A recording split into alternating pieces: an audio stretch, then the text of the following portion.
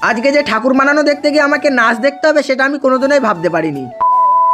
তো বন্ধুরা, তোমরা তো জানোই যে সামনে সরস্বতী পুজো আসছে, সেই জন্য আমি আমার বন্ধুর বাড়ি গিয়েছিলাম ঠাকুর বানানো দেখতে। এখানে আমি আসতেই দেখলাম বন্ধু সরস্বতী ঠাকুরের বিনাটা বানাচ্ছে, আর আমার সামনে তোমরা তো প্রথম সরস্বতী ঠাকুরের দর্শন পেয়েই গেলে। আর আমার বন্ধুর মধ্যে কিন্তু অনেক ট্যালেন্ট আছে, যেমন ভিডিও করা পাশাপাশি ঠাকুর বানানো। আর আমিও যেমন দাঁড়িয়ে দাঁড়িয়ে ঠাকুর বানানো দেখছিলাম, আমার পাশে একটা ভাইও নাচতে নাচতে ঠাকুর বানানো দেখছিল। তারপরে দেখলাম আমি একটা ছোট সরস্বতী ঠাকুরের পাটা ভেঙে গেছিল, সেই জন্য মাটি দিয়ে বন্ধু পাটাকে আবার জোড়া লাগিয়ে দিল। তারপরেই কিন্তু আমার চোখ গেল এই ছোট্ট কালী মায়ের উপরে, সেটা কিন্তু রেডি করা হচ্ছে, আর এখন শুধু রংটাই করা হয়েছে এবং চক্ষুদান করা হয়েছে। আর এই পাশে তো তোমরা দেখতেই পাচ্ছ কত সরস্বতী ঠাকুরের কালেকশন, ছোট থেকে বড় সব ধরনের সরস্বতী ঠাকুর এখানে আছে। তারপরে আমি দেখতে পারলাম বন্ধু একটা ডিজে বল বানিয়েছে, আর দাঁড়িয়ে থাকতে থাকতে নিচের দিকে তাকাতে আমি দেখতে পারলাম এখানে কত ধরনের ছোট ছোট ঠাকুর রাখা আছে।